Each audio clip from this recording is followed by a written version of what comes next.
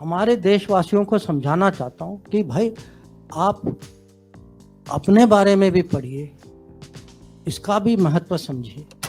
इतनी पढ़ाई के बाद आपको क्या लगता है कि दुनिया के सबसे बड़े डिप्लोमेट कौन थे? मैं कहूँगा सबसे बड़े डिप्लोमेट एक श्री कृष्ण थे, एक हनुमान जी थे।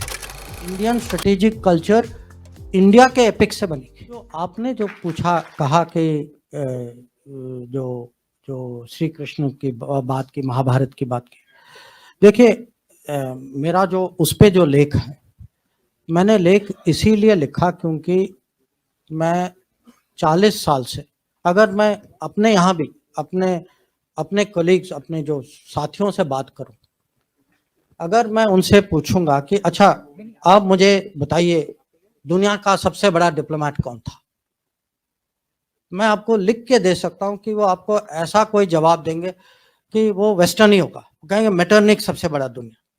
अगर मैं उनको कहूं कि आप मुझे बताइए कोई डिप्लोमेसी पे सबसे अच्छी किताब क्या है, तो कहेंगे वो मैकियावेली है, वो हैरल्ड निकलसन है, वो अर्नेस्ट साटो है। तो मेरा लिखने का कारण ये था, मैं अपने ही लोगों को समझाना चाहता हूँ कि भाई घर में देखो, अगर आप मेरे से पूछेंगे कि इतनी पढ़ाई के बाद आपको क्या लगता है कि दुनिया के सबसे बड़े डिप्लोमेट कौन थे, मैं कहूँगा सबसे बड़े डिप्लोमेट एक श्री कृष्ण थे, एक हनुमान जी थे। नहीं, और ये बहुत बहुत सीरियस उत्तर दे रहा हूं मैं आपको कि अगर आप उनको कूटनीति के परिप्रेक्ष्य से देखें कि किस सिचुएशन में थे, उनको मिशन क्या दिया गया था, किस तरीके से उन्होंने हैंडल किया था, और हनुमान जी ने तो माने उसके साथ इतना इंटेलिजेंस भी, और मिशन के आगे भी बढ़ गए थे। उन्होंने सीता को वो कांटेक्ट भी किया था, पूरी लंका की खबर ली, लंका को जला भी दिया उसके बाद। माने कैसे डिप्लोमेट निकले, माने ऑल पर्पस मल्टीपर्पस डिप्लोमेट।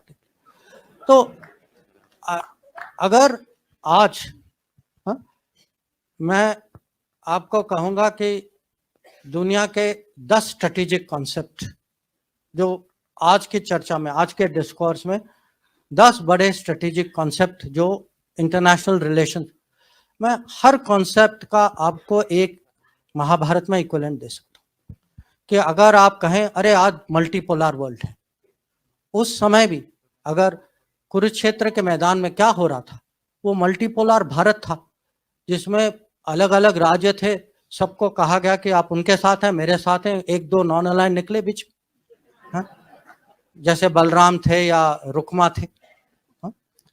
या अब हम कहते हैं कि ये ग्लोबलाइज दुनिया है, इंटरडिपेंडेंस है, हम सब पे ये बाधाएं हैं, कंस्ट्रेंट।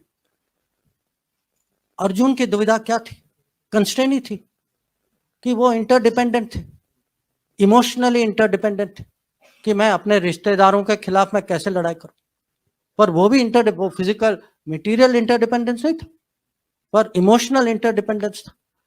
या हम कभी कभी हम कहते हैं अरे पाकिस्तान ने ये किया वो किया, चलो हम स्ट्रेटेजिक पेशेंस दिखाते। स्ट्रेटेजिक पेशेंस का सबसे अच्छा उदाहरण जो है वो कृष्ण भगवान जिस तरीके से उन्होंने शिशुपाल को हैंडल किया कि 100 बार उन्होंने क्षमा किया, 100 बार, उसके बाद आपको पता है उन्होंने क्या किया। या आजकल ये टर्म आया है रूल्स बेस्ड ऑर्डर, हाँ, कि एक मर्यादा होती है देशों के बीच में, जो राजनीति में, कि आपस में कुछ ऐसे कानून होते हैं, कुछ रूल्स होते हैं।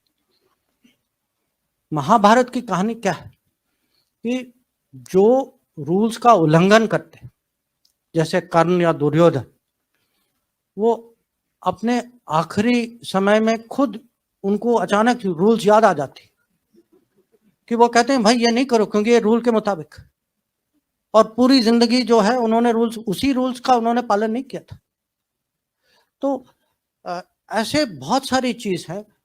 आज हम कभी कभी आपस में हमारी डिबेट होती है कि हमारे खिलाफ हमसे बड़ा देश है। अब ये याद रखिएगा कि पांडव जो है पांडव कौरव की प्रोपोर्शन जो थी वो 7-11 थी, कि वो छोटी फौज थी, उनके पास छोटी फौज थी पर बड़ी सोच थी, अनुशासन ज्यादा था, क्रिएटिविटी ज्यादा था, इंटेलिजेंस ज्यादा था, और श्री कृष्ण उनके साथ थे। तो और हम कभी कभी रेपुटेशनल कॉस्ट की बात करते हैं कि रेपुटेशन जो है कूटनीति में, राजनीति में भी, जिस पे आप भरोसा, अब भरोसा की मैं क्या कीमत बताऊं आपको, जिस पे भरोसा करते हैं उसकी जो वैल्यू जो है, पार्टी हो, आदमी हो, देश हो, रेपुटेशन की बहुत कीमत होती। और पांडवों की रेपुटेशन जो है कौरव से इतनी अच्छी थी, रेपुटेशन का बहुत फर्क पड़ा। और कभी कभी ये भी है कि जो बड़े गोल, जो लार्जर गुड के लिए कभी लोगों को माने टैक्टिकल एडजस्टमेंट करना पड़ता है। और ये भी इसके बहुत उदाहरण, जो युधिष्ठिर ने अश्वत्थामा के बारे में कहा, या जब अर्जुन ने शिखंडी को आगे किया। अब टेक्निकली आप कहेंगे कि ये गलत चीज किया, पर उन्होंने किया एक कारण के लिए किया, उनका एक लक्ष्य था। आप कहेंगे कि अब अगर आप लार्जर गुड के परिप्रेक्ष्य से देखें तो उन्होंने जो किया वो ठीक किया, आप टेक्निकली देखें तो अलग बात थी। तो ऐसी बहुत सारी चीज हैं, जैसे अब स्ट्रेटेजिक डिसेप्शन, जो जब कृष्ण भगवान ने सूर्यास्त का एक किस्म से इल्यूजन क्रिएट किया, तो जयद्रथ को लगा कि वो बच गए। तो मैं आपको ये उदाहरण इसीलिए दे रहा हूं कि कोई भी सिचुएशन हो, कोई भी एनालिसिस हो, हम जो हैं इतनी माने आसानी से ये शब्द लेते हैं, Trojan horse, Achilles heel, Gordian knot. अब ये कहां से आते हैं ये शब्द? किसी और के कथा से आते हैं। अब मुझे उससे कोई दुश्मनी नहीं है, मैं भी वही कथा पढ़ता हूं, मुझे भी उसमें रुचि है, पर मैं हमारे देशवासियों को समझाना चाहता हूं कि भाई आप अपने बारे में भी पढ़िए, इसका भी महत्व समझिए।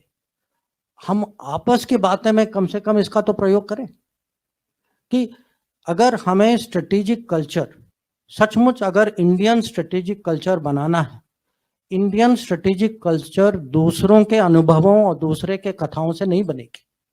इंडियन स्ट्रेटेजिक कल्चर इंडिया के एपिक से बनेगी।